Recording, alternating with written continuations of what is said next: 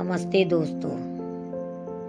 हिंदी कहानी, रुला देने वाली कहानी। एक राहुल नाम का लड़का था। वह एक कॉलेज में छात्र था। वहीं एक बाइक के शोरूम में एक सुंदर बाइक देखी थी और वह लंबे समय से अपने लिए एक ऐसी ही बाइक चाहता था।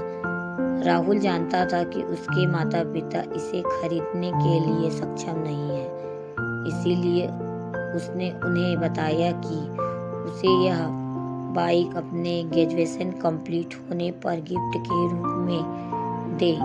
देखते ही देखते वह दिन भी आ गया और पिता ने राहुल को अपने निजी कार्यालय में बुलाया।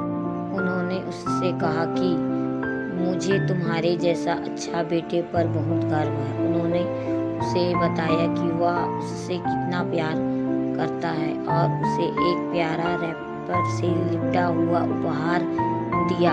राहुल उस छोटे से गिफ्ट के डब्बे को देख निराशा महसूस करने लगा, लेकिन वह जानने के लिए उत्सुक था कि ऐसा क्या था उस बॉक्स में। इसीलिए उसने बॉक्स तुरंत खोला और उसमें एक लाल कपड़े से लिपटी भगवत गीता देखी।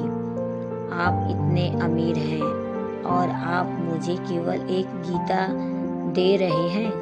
काफी गुस्से से अपने पिता पर वह चिल्लाया और अपनी नाराजगी और गुस्से के वश में आकर ना आओ देखा ना ताओ तुरंत घर छोड़ दिया।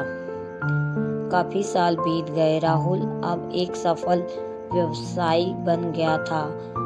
वह अपने जीवन में खुश था और शादी हो चुकी थी और उसके 2 बच्चे थे। उसका परिवार एक सुंदर घर में रहता था, लेकिन उसके पिता के साथ टूटे रिश्तों के कारण उसकी आत्मा अभी भी आहत थी। राहुल अपने पिता का घर छोड़ने के बाद कभी उनसे नहीं मिला था।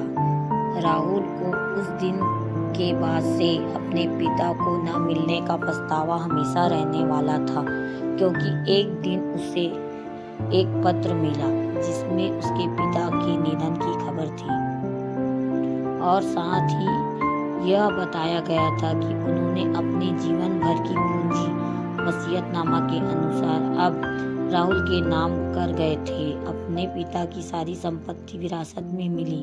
अब राहुल अपने पिता के घर पहुंचा और कुछ महत्वपूर्ण कागज की तलाश करने लगा और गलती से उसे वही भागवत गीता का उपहार लिपटा हुआ मिला, जिसे देख उसे फिर उसी उदासी का एहसास हुआ।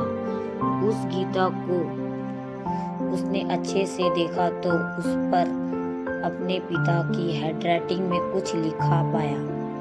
उस पर लिखा था, मैं खुद को बेचकर भी हर सपना पूरा करूंगा तेरा, बस तू सपने जरा बड़ा देखना।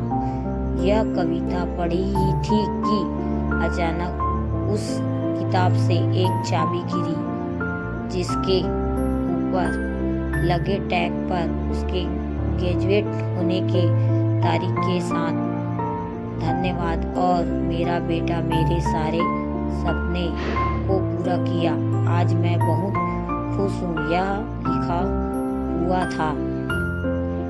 राहुल के सर के ऊपर से उसके पिता का साया तो पहले ही उड़ चुका था और आज उसकी जिंदगी की सबसे बड़ी गलती के बारे में जानकर उसके पैरों के नीचे से जमीन भी खिसक गई। इस दिन राहुल की आंखों से आंसू और पछतावे के अलावा कुछ नहीं बचा। वह अपनी माँ के गले लग कर रोने लगा। उसके पास आंसू और पछतावा था।